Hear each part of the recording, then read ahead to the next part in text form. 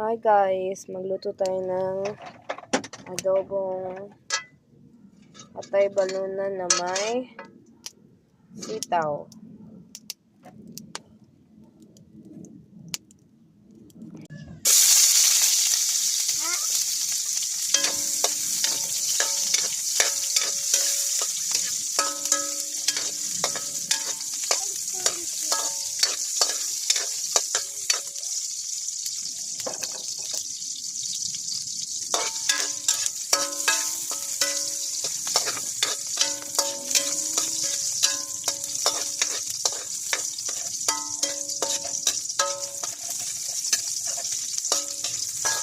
Isahin lang hanggang mag-aroma.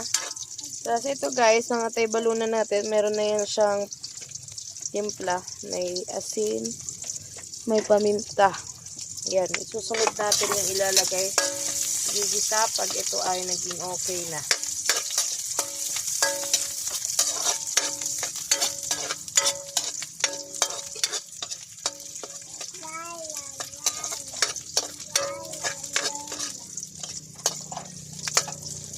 Ayan, okay na. Ganyan natin.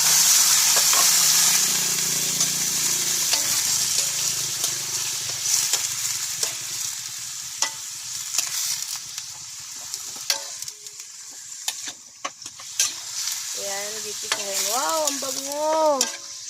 Ang bango sobra. Isa-gisahin lang natin kasi hindi talaga ako magluluto na ito eh. Tututan lang ako. Gisahin siya. Gisa-gisahin. Gisa-gisahin. Gisa-gisa-gisahin. Gisahin mong mabuti. Yan, sarap na ito guys. Sarap. Sarap yan, no? Sarap. Wow! Masarap, masarap.